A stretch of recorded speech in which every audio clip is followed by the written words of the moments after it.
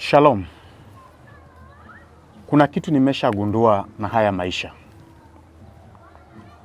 Yanahitaji mtu mwenye bidii. Yanahitaji mtu mwenye kumuomba Mungu sana. Yanahitaji mtu mwenye kujitolea. Na yanahitaji mtu mwenye upendo na watu. Uliye na sifa hizo, ninakuombea sasa kwa jina la Yesu. Mwenyezi Mungu akuonekanie.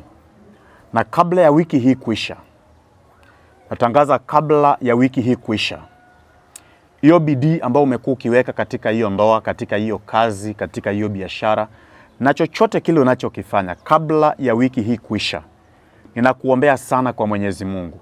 Akufungulie milango, akutendee jambo jipya, akuonekanie tu katika maisha yako. Najua labda kuna mtu ambaye pia unamuombea sana akapate kufanikiwa na akapate kuinuliwa. Maandiko inasema hivi kwenye kitabu cha Ayubu mlango wa 42 verse number 10. Ayubu alipoombea marafiki zake, basi Mungu alimbariki maradufu. Nataka ufanye hivi. Kwanza uende hapo ufinye hiyo plus unifollow.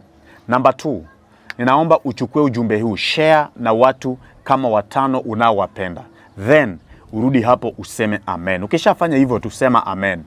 Nitapiga magoti ni kuombe. Na njia zako zilizofungwa, Mungu atazifungua. Na kuambia ukweli, fuata tu instruction hizo vile nimekuambia. Enda finya plus unifollow, alafu share na watu kama 5 unaowapenda, unawatakia mema. Share na wao. Kisha rudi hapo sema amen. Uone kile Mungu atakachofanya hii wiki katika maisha yako. Ninakuombea sana, Mwenyezi Mungu akubariki na fungue milango yako kwa jina la Yesu Kristo nimekuombea. Amen. Shalom and God bless you.